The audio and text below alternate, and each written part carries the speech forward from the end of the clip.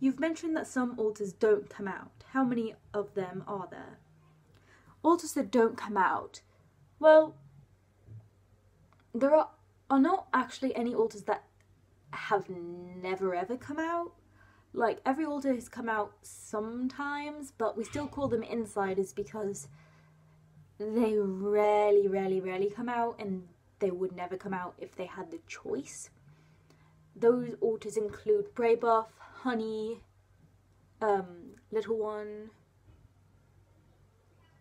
probably Null, and id5. I don't know if he would choose to come out or not, but he rarely does, so I consider him an insider.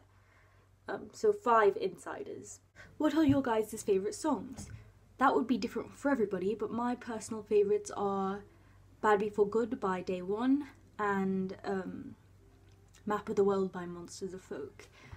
Some of the others can list their favourites as well, but I might not get around to adding everyone's favourites in or having everyone film. If not, I will also link our Spotify in the description and you can check out our playlists because everyone has their own playlists. As well as some of the others who have integrated, they still have their own playlists also because we haven't got around to deleting them.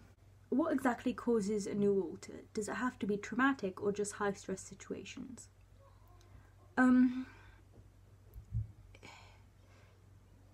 It doesn't have to be traumatic in the sense that, like, the same level of trauma as the original trauma, but I would still call most of it traumatic. There are some, aside from Damsel in Dare, which I wouldn't necessarily call trauma. It was more like, well, it was sort of emotional trauma, in a way. So I would still call it some degree of trauma that causes alters. Not necessarily abuse, but still some degree of trauma.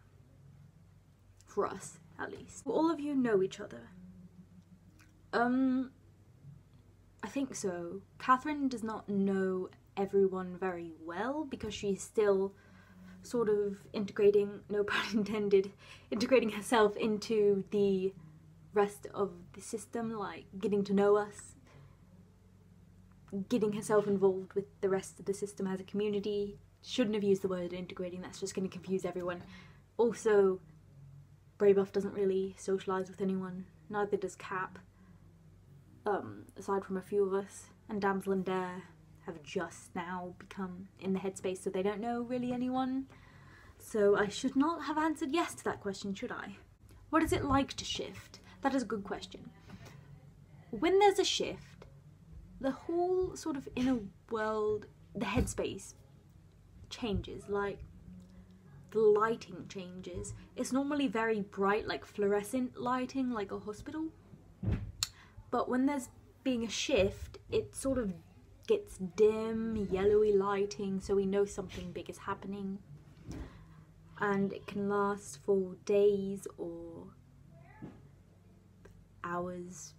The longest shift we've had has lasted, I think, 4 to 5 days, and it's, I don't, like, it's not that shifts are bad, because what comes of them can be good, but while the shift is actually happening, it can be very stressful.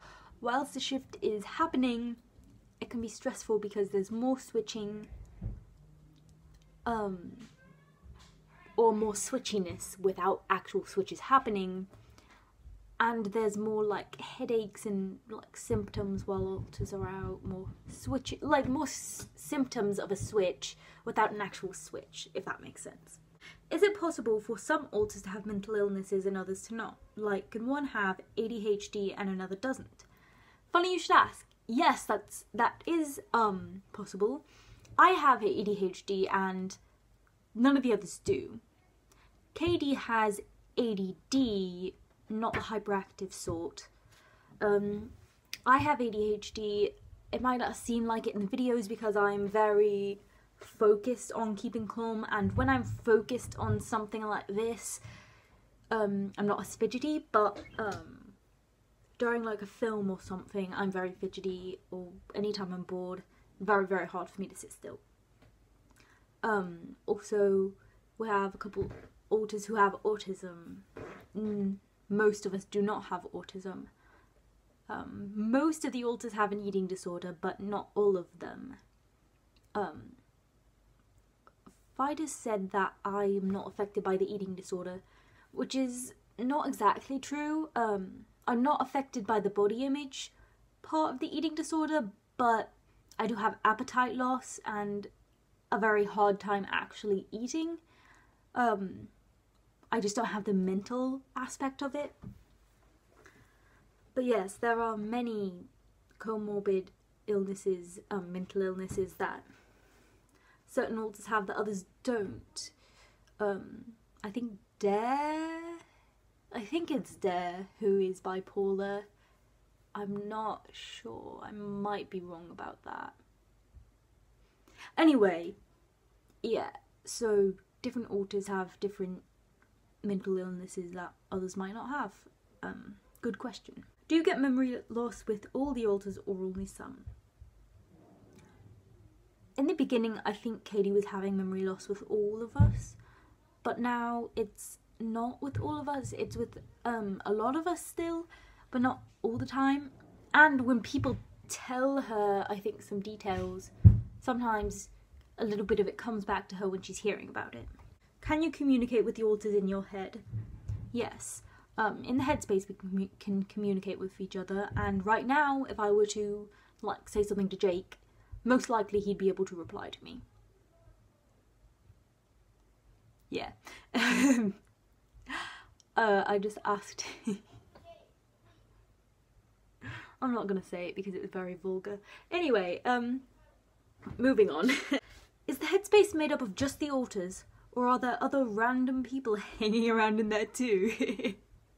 Well, in our system, we don't call the whole inner world the headspace. There is the headspace, and then there is more of the inner world beyond that.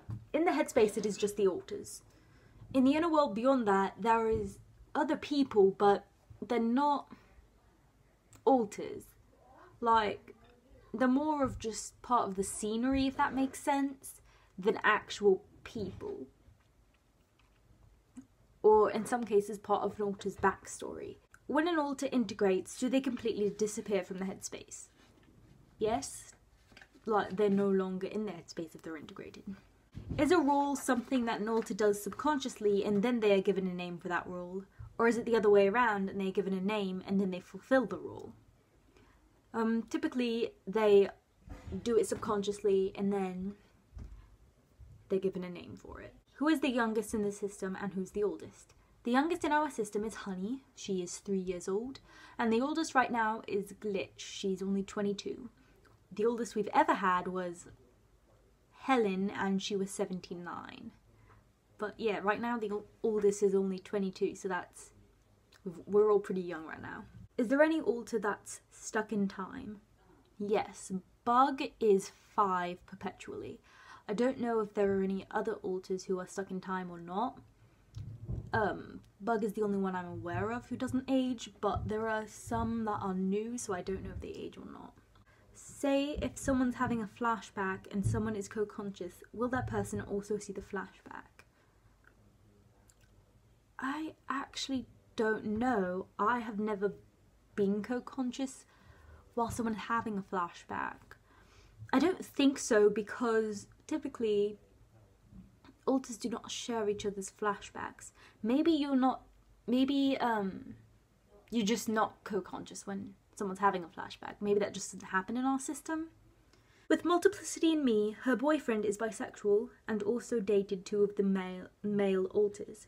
Could this happen with you, and would that be considered polyamory? I don't know if we would be opposed, like, I guess it would depend on the person we were dating and the alters who were dating them. I don't think Emma would want to date multiple of us, and I don't think Catherine would be okay with that either, because she would be jealous if Emma were to date multiple alters. Emma has said she would be okay if one of the other alters were to date another person, but she would not want to date more than one of the alters at once. As for it being considered polyamory, that's just semantics to me. Sure, I mean, I guess. When an alter has a flashback, is it about something that has happened to that specific alter or the whole system in general? Generally, I think it's something that happened to that specific alter. But, like, most of the time, that alter it's a flashback that happened to, well, that alter was out, or that alter was created from. However, when Evie was here, she was one of our trauma holders, as well as an inner self-helper before she integrated. She used to have flashbacks that were not hers. Like, she would recognise that it wasn't her out in the flashback. She would have Jake's flashback, she would have Liz's flashback, she would have her own flashbacks. And she was just as traumatised by all of them, but they were not all her own. Like, there were things that happened to each alter.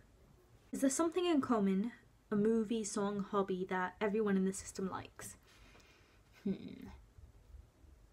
Sarcasm. I think nearly all of us are very sarcastic.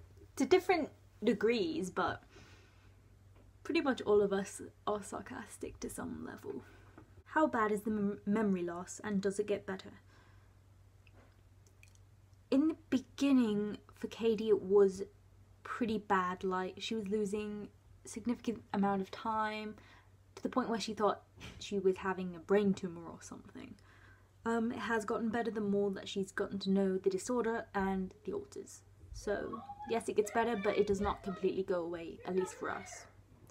That isn't to say that it won't for you if you have DID, because it's different for everybody. It's a very nuanced disorder. What YouTube channels do all of the alters like to watch, if any?